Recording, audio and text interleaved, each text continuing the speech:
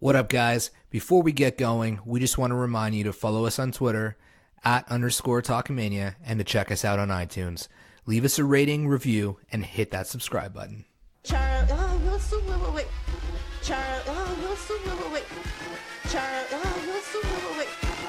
So you challenge Charlotte to a match? Ladies and gentlemen, get ready for Talkamania! It's Rusev Day.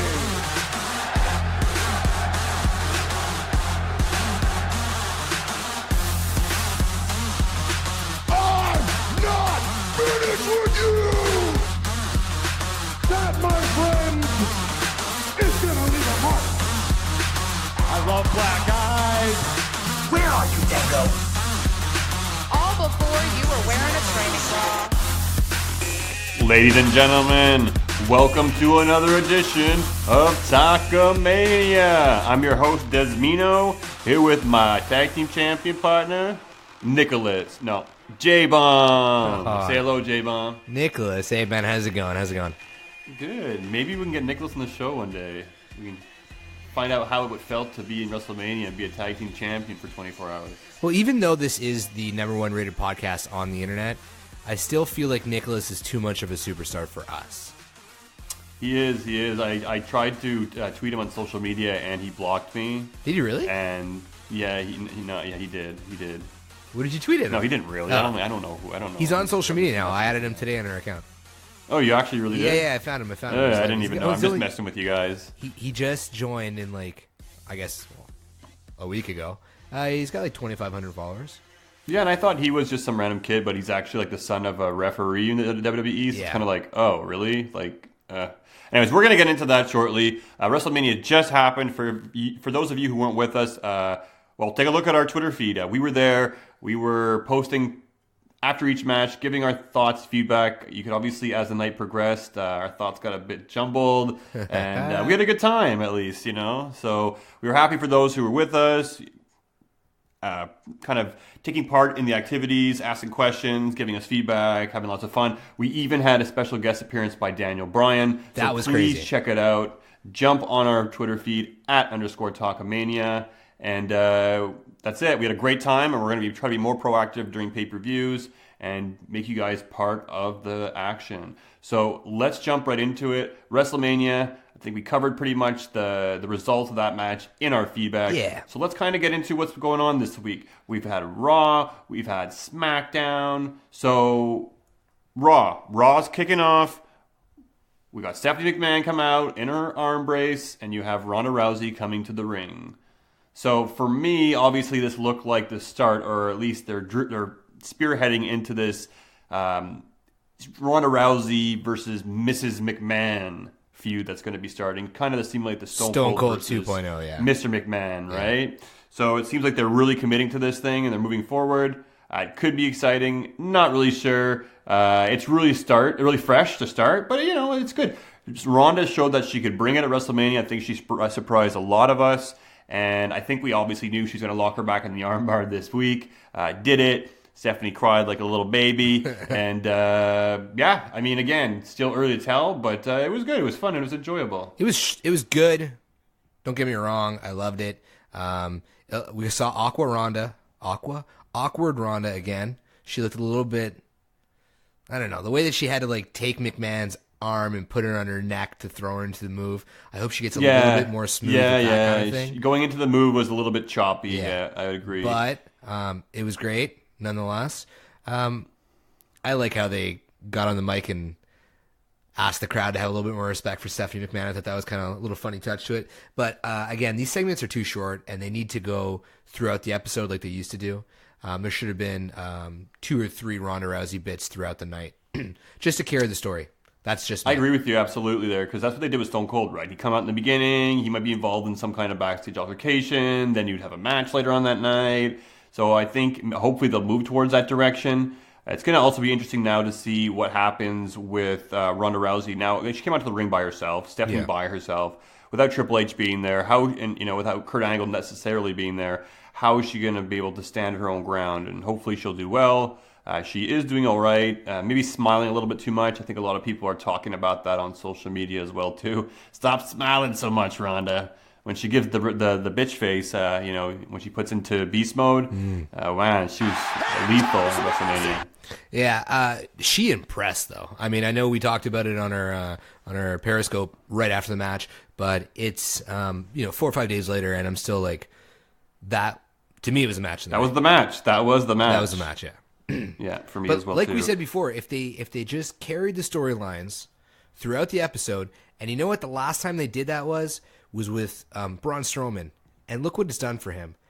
They had nights where like he would get fired, and then a little bit later he'd get reinstated, and then he would get mad and break stuff, and you would periodically keep coming back to the Braun Strowman storyline that night, and it just had people invested in the story. I feel like that's a way better way to promote characters and to get storylines over. So that's my 2 cents on it. Cool. Yeah, I don't disagree. And I mean, they did it with Braun not too long ago, so maybe it's something they're thinking about and they will revisit and retool and reuse. So main thing is we want to see more Ronda Rousey throughout the show instead of just here she is at the beginning, here she is at the end, and just putting her in. Yeah. More Ronda. Let her develop. Give her the experience. That's right. So, a big week coming out of WrestleMania. We've had Raw, we've had Smackdown, and like most years, we have NXT call-ups. So, one of the first big ones we saw this week, there wasn't really too much surprise about it. I guess it kind of came out and directly told us. We saw the Rosebuds come to the ring. Oh, wait, was it the Rosebuds? Or was it... No Way Jose. Yeah. It was No Way Jose making his debut on the Raw roster. And...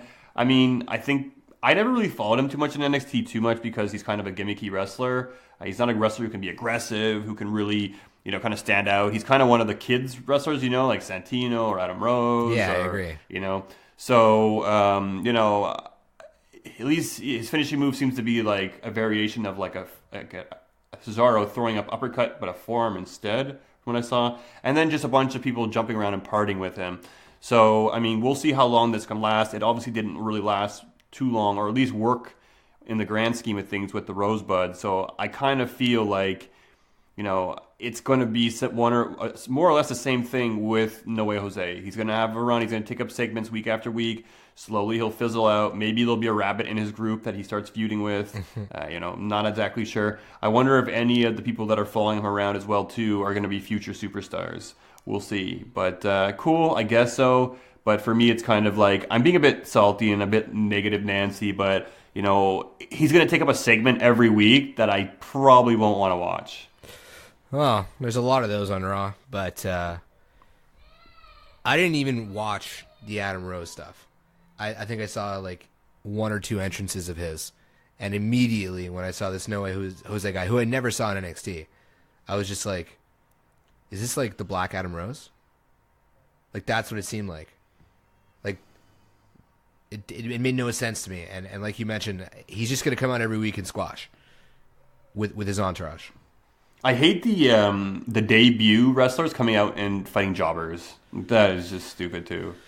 It was okay for a bit, but, I mean, because their debuts suck. Let's be honest. Like, his debut was horrible. It wasn't. It definitely wasn't too enjoyable. It made no sense. Again, it didn't play into any current storyline. Well, I mean, on that note, right? We're talking about debuts. I mean, this week we saw the re-debut or the re-emergence of Bobby Lashley, which was huge. First of all, it got spoiled over social media because the stupid WWE couldn't hide their screens for the Titantron, and they were preparing Bobby Lashley's, and there was screenshots of it. But he came out, and it didn't really make sense really to fit in where he did. I get, Elias is there. It's kind of cool having Elias involved with it. But, I mean, to me, Bobby Lashley, like the money match there would have been Brock Lesnar versus Bobby Lashley. And I'm hearing Brock Lesnar, now that he's signed his new contract and it's out there, I'm hearing he's limited to like 1-2 matches, not very much. So, rumor is that Brock Lesnar's got extended in order to pass CM Punk's title reign in terms of duration, because they did the same thing with AJ Lee when Nikki Bella had the title. Yeah, but it doesn't even make sense because he's Universal. As soon as she passed it, they made her lose the title. Yeah. And I think they're kind of going in the same direction with this whole Saudi Arabia thing. But it doesn't make sense to me because Braun is Universal. He's not even the WWE champion. So it's a different title. I think it's a WWE title reign. Stupid. I know. We can get into semantics about it, but again, it's just a rumor at the same time. People also said that they called an audible during the WrestleMania match because of the fans' reception. I was listening to Dave Meltzer, and he was talking about how the crowd was booing the whole entire time, chanting things, beach balls and more beach balls, and they were so invested that McMahon got furious and just called an audible. I'm not sure if that's the case, but we all were certain they built this guy up for so long to finally be the guy to take Brock down, and he didn't. Yeah, but so it was very confusing. We're talking Roman Reigns here. You know I can't get over and I don't know why. You know I can't get over no matter how I try, and I don't know why. Oh, poor Roman Reigns. Yeah, that sound bit was about as long as it's been taking him to try and get over, and it's just not happening for him. No. And, going back to Roman Reigns not getting the job done, I think it would have been a perfect time for Brock Lesnar to come out, on Monday Night Raw. Basically say, I'm here again. No one can defeat, or obviously Paul Heyman would say it, that no one can defeat him. He's unstoppable. And then have Bobby Lashley come out, challenge him for the title, have these two behemoths face off. I'm not a Lashley fan, but I do think it could have been a good money draw. So to have him inserted into a segment with Elias, the crowd was kind of confused. And that's it. He kind of came out, did a vertical suplex, and then that's it. So where does he come from here? Is he going to have a feud with Elias? It's this. Don't know. It goes back to what we were talking about earlier in the episode. They're just segments. Raw is just segments, and that's why things don't make sense. There's no backstage interaction where he runs into Stephanie McMahon and she's like, Bobby, it's so great to have you back. What brought you back to the WWE? And then he could talk and he could explain what the heck is going on a bit more. And we can get invested in his character and invested in his storyline. But WWE just doesn't seem to be interested in that kind of storytelling anymore. And I think we just got to get used to it. That's hard. It's hard. I mean, I'm not going to lie. I've been really enjoying the indies lately.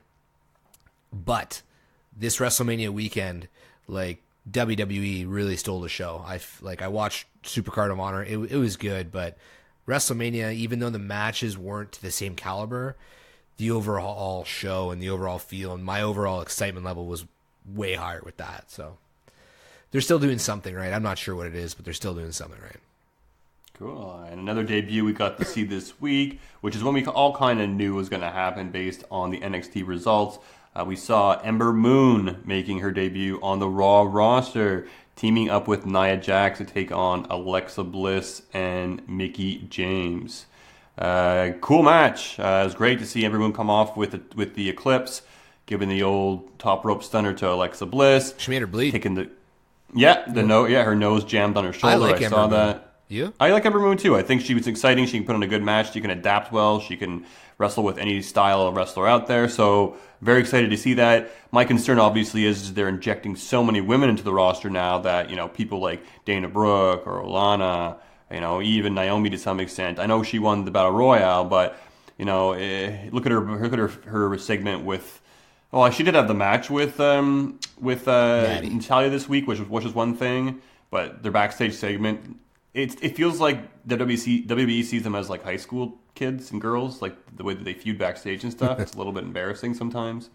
Maybe it's just the way Natalia acts, though. I guess she kind of acts that way. Natalia is pretty horrible. Yeah. But anyways, I'm just worried that Naomi's going to suffer from this and other women on the roster are going to suffer from this. But again, the whole heavy rumor of them introducing the women's tag team titles opens up a whole new game and allows us to see a lot of cool teams and tag team maneuvers and chemistry between other women on the rosters. I just hope they're able to fit them in enough time, because SmackDown, we already are limited on time, and Raw, we have 3 hours, but it still feels like the women only get one real clear segment. So we'll see how they go about doing it. Maybe making a show for the women like they did for 205 Live down the line. Who knows? But injecting a lot of women this week, and it's good to see. It's good to see. I mean, one up, one down. We saw Paige leave. Right, and that was a big thing from this week, right? We saw Paige finally step in the ring and give her retirement, walk away from the industry that she loves so much, only to return to the industry that she loves so much the very next day. Such an awkward segment, too. They didn't do that well.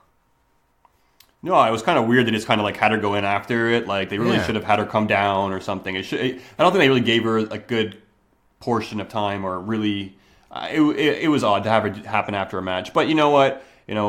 It's funny. Paige said 4 years, and it's like, wow, that's not that long. No, it's nothing. Like relax. And, like she wasn't even here for a large portion of it, and she did a lot of potentially negative things outside of it. She obviously was with Alberta, which was a terrible influence on her, and I kind of held myself back from tweeting, and it wasn't for the retirement. It's more the fact that she came back the very next night. Now I get it, Paige is cool and all, but I think she's a bit overrated. I'm not super high on her. I think she's super overrated. Her lips really bother me, how red they are, and I look back at old pictures, and she has like kind of pale lips, and she looks really pretty. And now I don't know. 4 years, like, yeah, and then GM. Now I got to see her every week on Smackdown. I'll give you this. I was equally disappointed when they announced it was Paige, and I was pleasantly surprised. Yeah, she got to deliver like the greatest news ever, so maybe that was what it was. But I thought she did a great job. Yeah, people are like, "Oh, you did a great job. You killed it. You gave us the best." Yeah, she made that match, guys. She signed it. She put out paper. Come on, those are kayfabe fans, baby. I know. No, I thought she did a good job. Honestly, I feel like somehow she dropped the whole heel thing from Absolution immediately. Yeah, that didn't make any sense. I'm okay with that. And I think there was a moment of like, she was pretty genuine in the ring, and I do prefer that side of Paige than sticking out your tongue and trying to be a badass and just looking like a bag of trash, which she looks like now. I'm gonna be optimistic about it. It's nice to have a female GM. I missed Vicky Guerrero, and I think there was a few other. Was AJ Lee ever a GM? She was, yeah. So I missed all of that. I'm excited. If she's GM, that means there's more Daniel Bryan in the ring. So. Well, I mean, maybe she's not making the matches. She's gonna do whatever they tell her to do every week. He's not a GM anymore, so he's they went right into that, right? Yeah. Like he wrestled the match just like he was been wrestling matches for like weeks now. You know, it was like nothing this week. I know people were talking about, he shouldn't be a full-time wrestler, and they should keep him for special stuff. No way, man! This is what he's been working for. The guy wants to wrestle. He wants to go on tour. He wants to do the full experience, and that's awesome. Was there anybody else debuting on Raw? Well, before we talk about other debuts, okay. I think there's still more to talk about on the whole Paige thing. It was interesting because I will give her the fair chance. I was kind of a little bit relieved to be like, okay, she's retiring. Now I get a break for Paige. And then she came on SmackDown. I was like, oh my God, I have to see her every week. Hopefully she's not going to be too prominent after a while. But I'll give her time. And I'm sorry to you guys out there who like Paige. She just doesn't do it for me. And a big part of it, and I know, you can make all the arguments you want. I know she made her sex tapes and stuff. It's not the sex tapes. I understand. There's other people who were involved. The one thing that I have a real hard time getting over is when she had somebody ejaculate onto a WWE title. Oh my God! So it is sex tapes. Who cares? And I know you could say, look, what the superstars have done. It doesn't matter. Like I have a very hard time forgiving her for that, and it's very disrespectful. She didn't ejaculate onto it. She knew what she was doing. She held it out there, I'm sure. No. I'm sorry. And it's something that I have a very hard time getting over. I know it's weird, and I should just get over it, but it really bothers me as a diehard WWE fan that somebody did that, and that she did that. And the fact that they just get over I'm giving that one to you this week. Yeah, and I don't know. They've really forgiven her, I guess, and I hope that she can turn things around, but maybe one day I'll get over it too. And maybe she's going to do really well, and I'll be happy. But right now it's a bit salty for me. And the fact that she comes in there... Good choice of words. She comes out there and, she's saying, this is my house. And that's her thing. And that's fine. That's cool. I actually kind of like when she says that. Here's an interesting thing. Isn't SmackDown the house that AJ Styles built? Look, I thought the same thing, but then I realized the crowd was saying it's your house. This is I know. So they did it. They gave her, but they love cheering anything like anybody who gets any title. They deserved it. Yeah, it's annoying. They like to crowd. They like to participate. So we'll see where this goes. Paige is the GM. Initially, I'm not too thrilled about it, but I will give her the chance, and maybe one day I will get over the semen stain. I mean, if Shawn Michaels could be the centerfold out in Raw magazine with the Yeah, but he WWE just hold around title. his title, make it, whatever, man. Even if a guy's getting a blowjob with the belt around his waist, okay, fair enough. But like literally holding it there and busting on it, like I have a very hard time getting over that. Okay. And another thing that I have a hard time getting over is this whole tag team title storyline that they had going for the last month before WrestleMania, where Braun won the Battle Royale. He needed a partner. He went to WrestleMania. They blew a perfectly good chance to bring back Samoa Joe, who came back then the very next night, so they could have used him. Oh, they did Can't make that they did a argument. good job with Joe, but that's a whole other story. They did do a good job with Joe, for sure. I agree. I'd rather Joe They like could have that. had Joe come back. They could have went with many other different people. They could have pulled somebody from the indie scene. There's lots of people around. Something really unique. And instead they go with Nicholas. Cool, I guess. No. But they ended up winning the tag team titles. Braun Strowman comes off as a complete face, completely sympathetic, super sweetheart.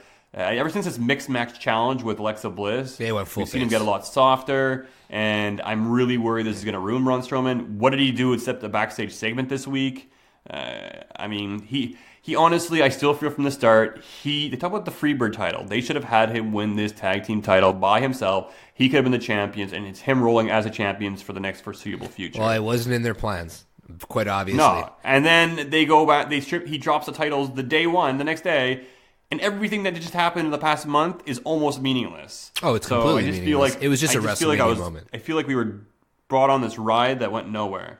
Well, we should be used to that.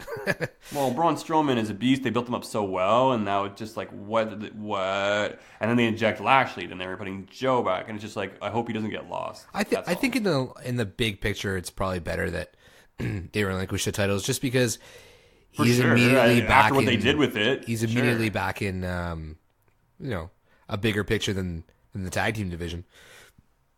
I mean, where's he going to go? The IC title picture seems to be full, unless he's going onto SmackDown. But then even then, the US title is already set in stone for coming up. The WWE And- title is not. Well, I don't know about that because it looks like we're going to have AJ versus Nakamura once again. Versus and then Brock Daniel Lesnar's going to be Bryan. fighting Roman Reigns. No. You want to know what the rumored match is for Backlash? I don't remember what the next pay-per-view for SmackDown Backlash. is. They're joint. Is that a SmackDown pay-per-view? There's or no is it more. a dual brand They're now? all Yeah, it's dual. dual Yeah, brand. they're all dual. Right. So the rumored matchup is AJ Styles, Shinsuke Nakamura versus Baron Corbin. That's silence, folks. That's silence. We don't know what to say. I've left him without speech. Brett screwed Brett. Baron Corbin.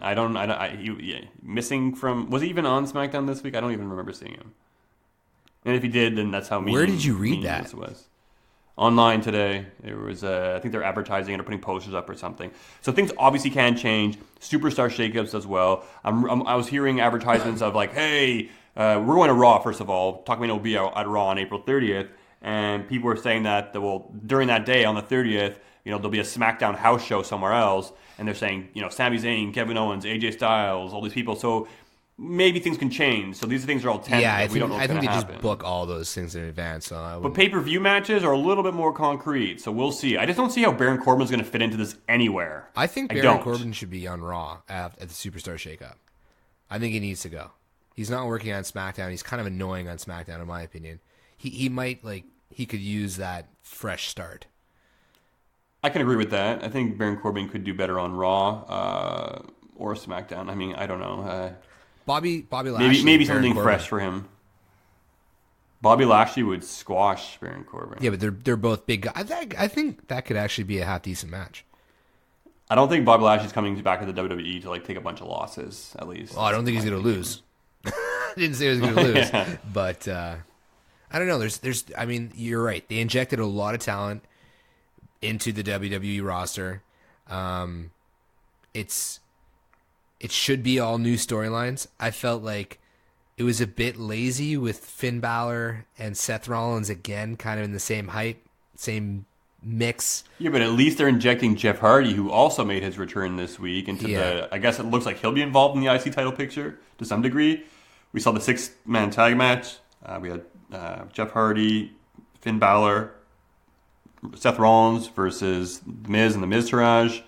Jeff Hardy. They basically did their finishers on everybody. Yeah, it was a and mess. Jeff Hardy has returned. The best part about that match was when they passed Bray Wyatt and Broken Matt in the hallway. Yeah, that was good. It was funny, that backstage segment where he's like, Finn's like, Jeff what the Hardy's hell? doing kind of.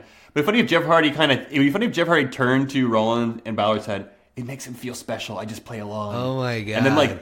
And then Matt Hardy's just like, he like too many concussions or something, and he's like, "That's it." That'd be It's cool. like, I just play along. Don't worry. Yeah, because I was a bit confused. Yes, it's broken, Matt. Yes. Because it was weird when Jeff Hardy came back out. I was like, wasn't he Brother Nero? Like, are they just gonna not continue with the storylines? But Well, I'm pretty sure they probably see more potential in Jeff Hardy for what they can do with him as a single competitor. So they're putting him into the IC title picture. And I like Jeff Hardy in a singles run. I know that was their plan for him too before he got could still injured. be a singles so, run and still be in Broken. I don't know. I mean, you have right now you have Matt with Bray Wyatt, which is a whole nother question mark. Oh, I loved Well, it. I loved it. I do, but like I don't understand Bray's motivation. At least change your look a little bit. I mean, he just looks like the same Bray Wyatt, but he's wearing changed. the Butcher's thing now. Oh, he's had that before. Yeah, but he wears it But all I mean, match. at least Brother Nero looks different when he's Brother Nero. Matt Hardy looks different when he's woken Matt Hardy. And then you have Bray Wyatt. It's like even Matt Hardy came during a live event and said, "I'm going to change, who you are and your appearance, all this stuff." And they're really heavily rumored that they're going to change the way he looks. And I guess they decided not to. Maybe So, JoJo had a big stink. Maybe. You were saying that she gained a bit of weight, eh? Well, she looked thick. And it wasn't in a bad way by any means. She just All the girls are booing you right now who are listening. no right now. thick They're like when rappers say chicks are thick, like she looked like a hot piece of ass. Not thick in a nice bad recovery. way. Nice recovery. No, I'm not kidding. She looked like she went from being like a 12-year-old's body to being like, Oh, she's a young girl, and I guess she's grown up. yeah, I like it. But we got Matt Hardy, we got Bray Wyatt. It looks like they're going to be going towards a tag team championship picture against the Bar. It comes down to whoever wins between the Revival and Matt Hardy and Bray Wyatt. I think obviously it's going to be Matt Hardy and Bray Wyatt fighting the Bar. We'll see what happens. And another tag team that debuted, the Authors of Pain. Now, I strongly feel that this tag team is not going to do as good as they did in NXT. It's going to be a perfect example of a tag team that goes to a brand similar to the Revival and are not going to do as well. and the Ascension, you And could throw the Ascension in there as well.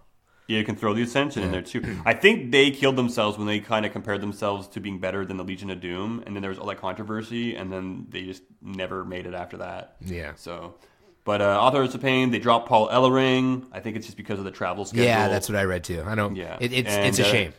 Yeah, it's a shame. Yep, definitely. But, is what it is. We'll see. New tag teams could be fun, but, we'll see. Could ruin them as well, too. I just think some people are better suited on NXT. Like I said earlier, Mike Kanellis as well, too, and Maria Kanellis. I think they would have done really well with that love gimmick on NXT, but it just would not work on the main roster, and it didn't. Yeah. So It's tougher to get things over on the main roster, and I think it's because, again, going back to what we were talking about at the beginning, is that they Right. don't develop storylines enough. They get these little short segments, and they prioritize their segments, obviously. And, excuse me, they only give certain amount of times at the beginning of a storyline, and they're like, if it doesn't get over in 2 or 3 shots, it's done. And it's like, no, man, you could force shit to get over. You really can. no, I mean you can absolutely, but then again, could they really do that with with Roman Reigns? Well, no, that's a whole different thing. I knew that as it was coming out of my mouth that I was going to get Roman Reigns thrown right back at me, but it's different. It's they don't need to win every match and be booked. Because the thing with Roman Reigns is they book him as a weak piece of shit until he gets in the match and then he wins. And I don't think fans like that. That's just me. I don't like to watch that. Whenever It's funny, you're talking about Roman Reigns getting thrown back in your face. I was finally happy that WrestleMania was done and past us. And then I find out this week we're getting Roman Reigns versus Brock Lesnar again. yeah, Again. I feel like Oh, but this time, folks, it's different. It's in a steel cage. yeah, see, that doesn't make sense to me. Like, to me, a steel cage is because their last fight somebody interfered. You know what I mean? You're not keeping anything out or keeping them in. If anything, it's giving Brock another way to make Roman Reigns bleed. Well, it's just limiting what Brock Lesnar can do. And that's already really, really a small amount in the ring. And now you're taking away the outside. You're taking away the tables. It's a mistake. Well, it just shows you how lazy he is. If you go back and watch some old WWE footage from Rock's first run, the guy could fucking wrestle. Yeah. He could wrestle very well, and he's just not really interested. He's gonna throw somebody around and collect his paycheck. So Well, that's how he's booked, right? Let's give him that. I'm sure. Honestly, he did it to John Cena, and the crowd loved it because they hated Super Cena, and Vince McMahon just creamed his pants, and he's just not stopped and not changed his mind. He thinks that's how he's gonna get every Brock Lesnar match on.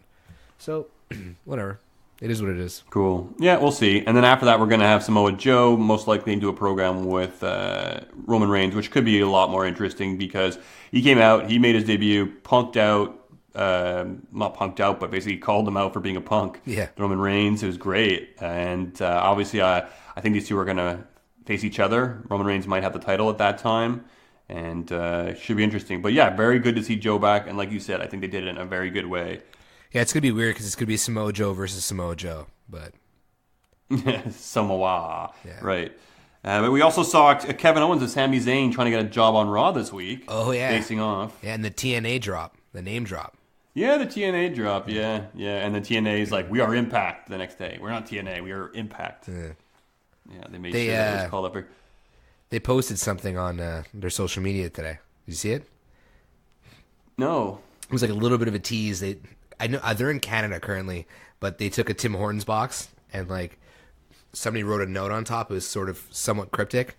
And they wrote, like, all you have to do is bring donuts and whatever, and we'll hire you. Something along those lines. And a lot of the comments were like, oh, it's Sammy, it's Kevin Owens, it's KO. Yeah, because I'm pretty sure they would love to sign those two, so they'll do anything they can. Well, I think they're just going to love the right? promotion. I mean, obviously, Cammy is not actually looking for employment.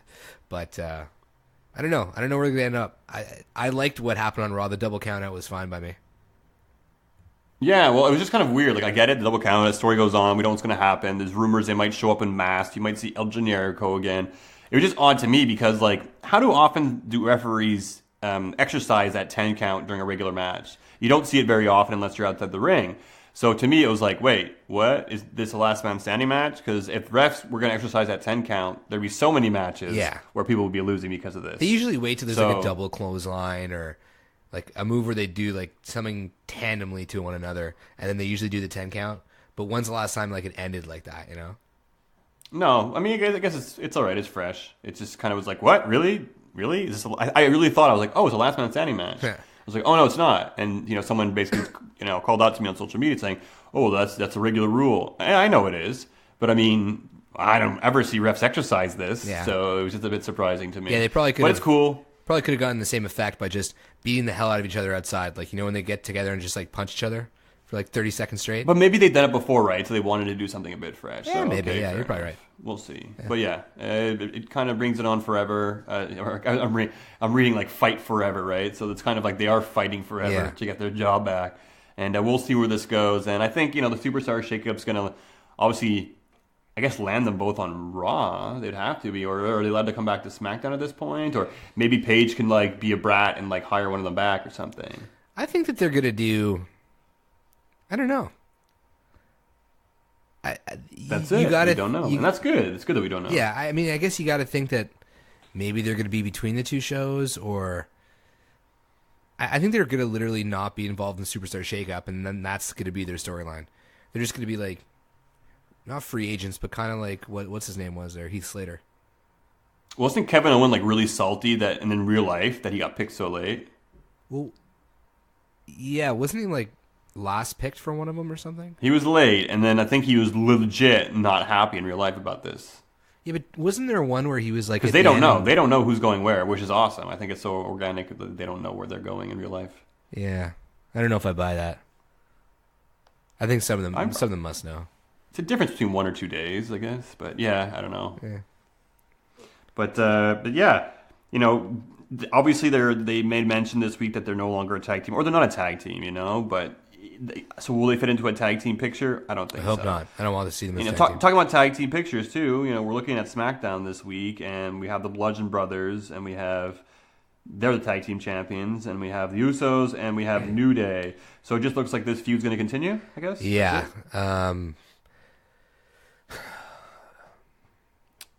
They gave the New Day and Usos the spotlight on SmackDown. That's what it should have been at WrestleMania. And then they could have given SmackDown after Raw. They could have given that to Yeah, they could have Bludgeon taken the Brothers. titles at SmackDown. Yeah, I agree. Horribly done. I think it's also like McMahon being like, I put so much effort into the Bludgeon Brothers and I believe in them and What you guys are effort going to have like they them. put into it? Okay, their shit looks like it's made from a thrift store. Luke Harper got a new mask. Did you see that? I didn't even care to Yeah. pay attention or notice. Like, if Luke Harper is back and we are huge fans of Luke Harper and we're still not excited about it, shit. Bludgeon Brothers suck.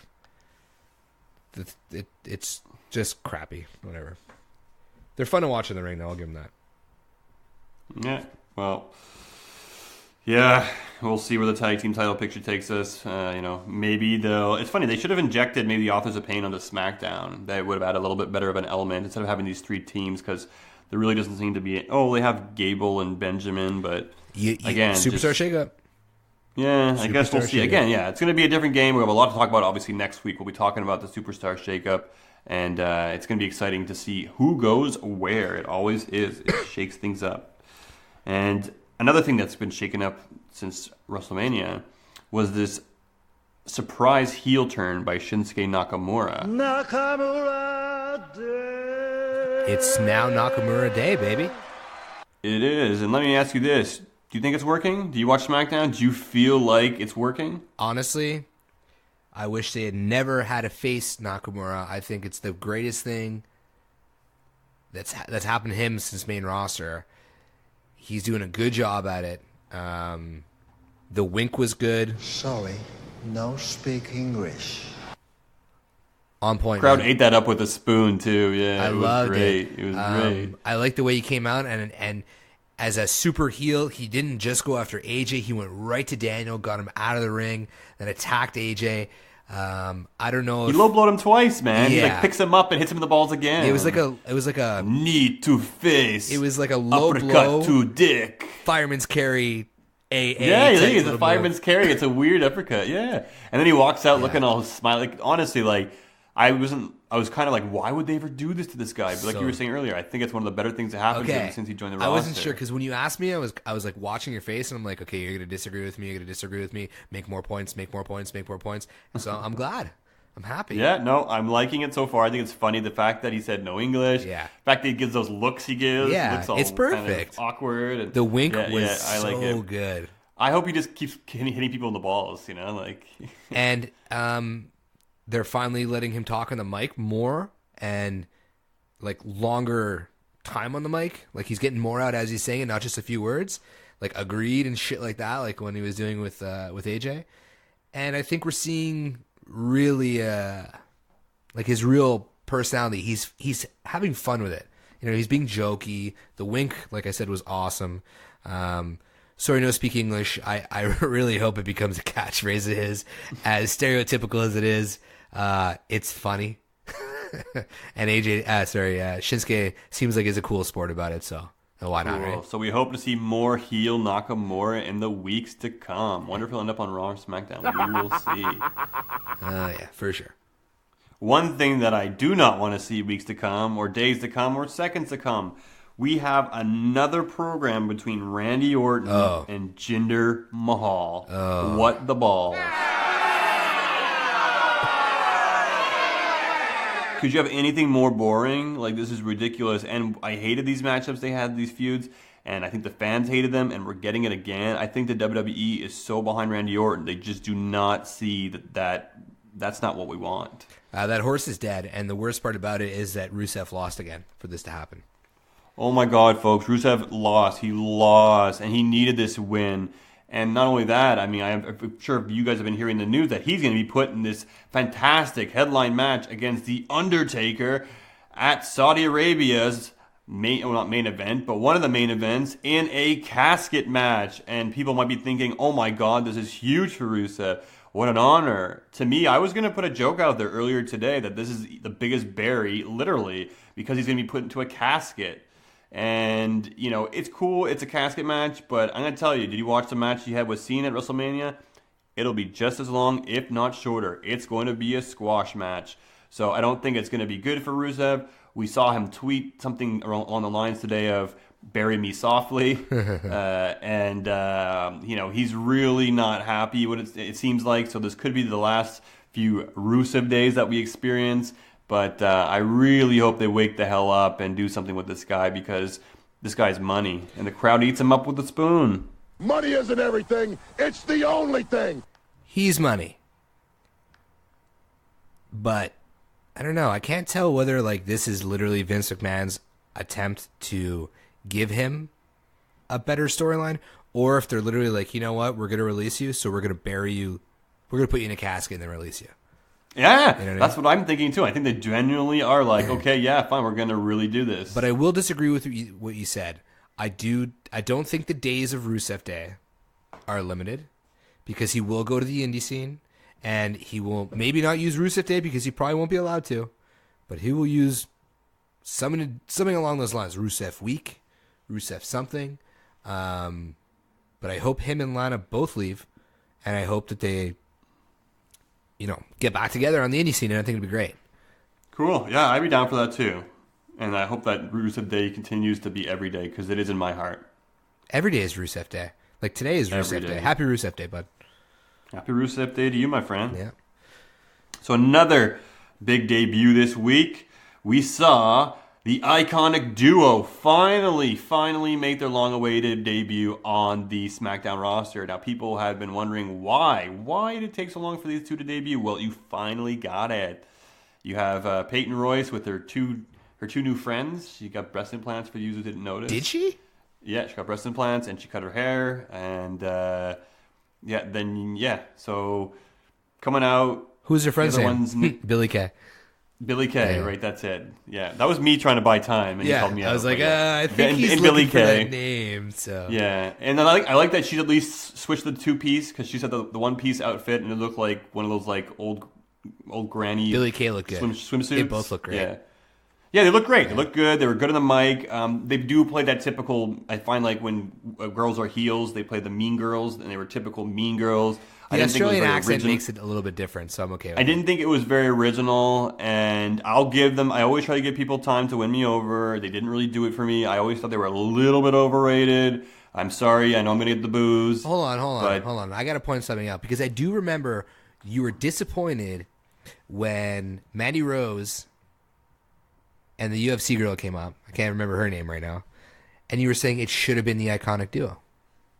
I think it could have been. I think they're okay for the main roster. I'm okay with it. Okay. It makes sense. I think they're ready, but I do think they're a little bit overrated. I don't really know what too much they really brought, other than being catty mean girls.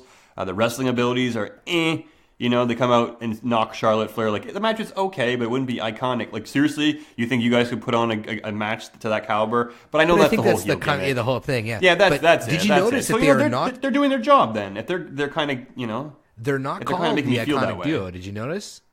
They're the Iconics. No. Yes.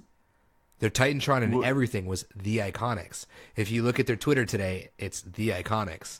I wonder why they changed that. I wonder, was it copyrighted somewhere else? Maybe. I have a feeling that's something to do with NXT and main roster. I don't know if maybe they hold some of their names or some of their rights while they're in NXT, and then if they leave, they can use it. I don't know. I mean, you got to think it has something to do with that, because you see this happening. Elias Sampson drops the name. Ruby Riott adds the T. Now it's not the iconic duo. Now it might just be Vince McMahon, being a weirdo like how he is. But it's a shame, because the iconic duo is way better than the Iconics. Yeah, the iconic duo. I think it's a great name as well too. Now I did read somebody tweet out that how sweet would it be, how Jericho has. Talk is Jericho. Was it Talk is Jericho? No, what was this? Damn. What was Jericho's? The highlight reel. Highlight reel, right? So they all have their own things. Miz TV, highlight reel. It would be cool if the iconic duo had something like that on SmackDown, and they would be like iconic or not, or something along those lines, where they would talk about stuff happening around the WWE and judge it whether it's iconic or not. I guess, but then it's just them more being catty mean girls. But I think that's their shtick, because they're not that great in the ring. We only have 2 hours, too, on SmackDown, so I don't know how much you're going to want to fit that in. I could go without it, but we'll see where they end up. Hey, Jericho did it. Again, Jericho and KO did it. Oh, was that on Raw?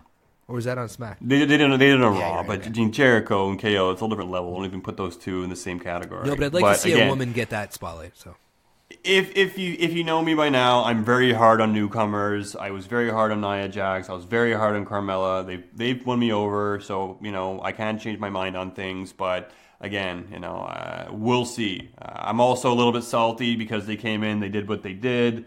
Again, they came in. Obviously, we knew it was going to lead to a cash-in, and it did. They took out Charlotte, threw her over the table 2 times. It didn't look too pretty. No. Not that it looked like it hurt. It just didn't look good. no, it looked horrible. And, It did look good. yeah. They kind of beat her around a little bit, threw her in the ring. Carmella came out. The ref, everyone's thinking the ref's stupid, but the ref was trolling, because it was like, you really? You want to cash in? Yeah? Yes? Yeah? Cash in! And I love Carmella's screaming. I love when she screams. It's kind of like Vicky Guerrero, but you have at least somebody attractive doing it now. Oh, God, yeah. And, but yeah, she cashes in the briefcase, pins Charlotte just like that with a terribly sloppy super kick. And to me, it's like, ugh. You have her have this epic match at WrestleMania against Asuka, where Asuka brought her to the limit. Remember where she slammed her into the outside of the ring, slapped on the ground, looked like it broke every bone in her body, and thrown in the ring. She kicks out of that. She ended up getting the win. Great match. Fine. I'm cool with it. We did talk about the Charlotte and Asuka finish, though. We talked and agreed that the best way would have been for them to give them about 5-7 more minutes, put on some more magic, have Charlotte put Asuka in the figure 4 You're 1-2 so times. salty. I love this. Charlotte tries to escape it, and Asuka tries to escape it. She gets out, but then eventually, maybe the third time gets locked and puts on the figure 8. She refuses to tap out and then passes out from the pain. Has a loss, but it's a really epic way to end it. But Carmella. You look like you want to say something. You want to say Yeah, something? yeah. We're talking about Carmella, and now you're talking about you love Asuka, eh? It's just. I'm okay for the streak to end. It gives me a sigh of relief. I can finally, okay, not have to worry about it. You can enjoy her matches and do other stuff with her. I get it. It's cool. Charlotte getting it, no problem with it. She works hard. She deserves it. She's earned it. I would have done it a little bit differently in the main event. I feel the tap out was too quick. Yes, we heard But this. going back to Carmella, I feel like Charlotte took a bigger beating at WrestleMania than that the iconic duo put her through. And then getting pinned by Carmella, who's significantly weaker. It's like, if Asuka couldn't pin her and then Carmella did, I don't know. I'm salty. I'm not happy with. salty. I'm not happy with the loss, and I'm not happy that Asuka put a bigger beating on her than she had this week on SmackDown. She got the pin, and then now what from here? Does Charlotte go on to Raw? 100% And then Charlotte's Carmella going to just. Raw. And But I'm just saying. Let's say in theory, Charlotte goes to Raw, then Carmella just kind of goes on being a heel champion on SmackDown, which could be fine. Yeah. But then, I don't know. The whole thing kind of irked me. I loved it. Honestly, the whole time it was happening, I'm watching it, and my wife's sitting beside me, and I'm like, okay, so Carmella's going to come down, she's going to cash, and then... And Mike's going to be texting exactly. me. And even my wife was like, Mike's going to be pissed about this, isn't he? I was like, yeah, Dez is not going to enjoy this at all.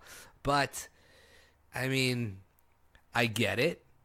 She did take a bigger beatdown at WrestleMania, but it was 2v1, so WWE logic, that's stronger, I guess. And, Carmella's finisher, which was not great, but whatever. But hey, we have a new champion. I'm cool with it. I think it means Charlotte's going to Raw. Me too. Because she's not even talking about her rematch. She's like, I'll get up and dust myself back off kind of thing this week, and cool. But she's not talking about I'll get it back or whatever. It just seems like they're going to have Carmella be this heel champion on SmackDown and then move Charlotte back to Raw, and then they don't really have to explain the title rematch. Maybe they'll have Alexa Bliss go over, but then you have 2 heels on SmackDown. I don't know. Yeah, but I can it's gonna see be Alexa interesting Bliss. to see. I think... I don't know. I don't think Alexa Bliss is going to come to SmackDown just because they were the ones traded last time, and I don't think Bliss and Jax are done yet. So... I don't know. And where is Asuka, right? Well, again, that's also a big question. Where was she? She wasn't there that week. Neither was John Cena. But both have been doing both shows going to WrestleMania. Asuka has been a big focal point. She's been unstoppable. Maybe they're giving her a quick break. But I'm pretty sure we'll see her, if she's not on next week's program, she will definitely be part of the draft. And then maybe the week after we'll see her come back. But maybe girl deserves a bit of a break. So yeah. I don't know. The Superstar Shakeup's going to be interesting, though. I'm excited. I hope it's a little bit more of a shakeup than it was last time. I think there was only 3 or 4 people that switched shows. So I don't know. I want to see Charlotte and KO back on Raw. I feel like that was their home, and they did KO better needs there. to be back on Raw. Just hearing his theme song come out on Raw, I was like, oh, it feels so good again. I hope Daniel Bryan and The Miz end up on the same show. Yeah, absolutely. That's got to happen, right? So maybe put The Miz back on SmackDown. I don't know. I can't. He was good on SmackDown. I know he's good on Raw, but he really elevated SmackDown. Oh, for sure. So I think putting him back on SmackDown would be a good idea. I don't know. It's tough. I think But I Roman think the most Reigns exciting could- part, but the thing that makes it more exciting for me, I heard you say Reigns just there. Putting him on SmackDown would be such a swerve, wouldn't it be? I think it would be a good thing for him. I think it could be as well too. It could be a good thing for SmackDown as well. I don't know. And we still have Big Cass. We still have Big Show. We still have Big Cass, who will probably be part of the draft as well too. I could definitely see him being part Big of Cass, that. Big Show, Dean Ambrose, Drew McIntyre, which is questionable, but I think he's going to stay down, I would assume. Cena Almas as well, but I don't know. Does the Superstar Shakeup mean that they can have? They do comps? call up 1 or 2 people. They can call Okay. up people, yeah. I think they did that to Balor. They called up Balor through the Superstar Shakeup. No. He was drafted in the draft. First Oh, it was for overall, the I draft, think. not the shakeup. Wasn't It he was the first draft, overall? Or Yeah, he was in the draft. yeah, okay. Well, it just shows you that they can be drafted or called Mm-hmm. up or whatever, So I think it's possible. I think what makes this more exciting for us as well too is because we're going to Raw on April 30th, and this is going to be a really interesting show because we have Saudi Arabia happening right beforehand. Yeah, 2 days then before. leading 2 days before, then going to Raw, and then that's going to be the go home show for Backlash. So it's going to be interesting. We're going to have a new roster. We're going to have post Saudi Arabia. We're going to have the go home show for Backlash, and we're going to be here on Talkamania, bringing all the action to you. We're going to be live. We're going to be bringing our merch. We're going to be representing, and we're going to be showing you live shot stills, excitement from the event. We're gonna Periscope. And, We should pay-per-views, Periscope. and we'll Periscope. Yeah. It was awesome. Did you guys enjoy us Periscoping? We'd love to do it more. Let us know what you think. Anything we can do to improve it for you, we love to do it. Hells to the yeah. So I guess that brings the episode to an end for another week. What do we have coming up? I'm so used to having so much coming up in a week with WrestleMania week coming to an end. I'm a little hungover from it all, but I'm happy it's over. But I guess we don't have a show until next week now. So we'll be hitting you up on the Twitter, @_Talkamania. Check us out on iTunes. Rate, review, hit that subscribe button. We have some interesting stuff coming up, actually. We've been talking with our friends over at the Good Podcast. The Good Brothers. Or Good Brothers Podcast. Follow them, sorry. folks. Follow them. Yeah, check them out on Twitter, absolutely. We were chit-chatting with them, and we've decided that for Backlash, we're going to be facing off with some predictions. So our prediction show will be run a bit differently. Me and Dez will argue about who our picks are going to be as a team to go up against them. So we're looking forward to that. Apart from that, I think that pretty much sums it up. So enjoy the rest of the week in wrestling. I think we all deserve a bit of a break. And until next time, J-Bomb's done. Say bye, Dez. Happy Rusev Day! Sorry, no speak English.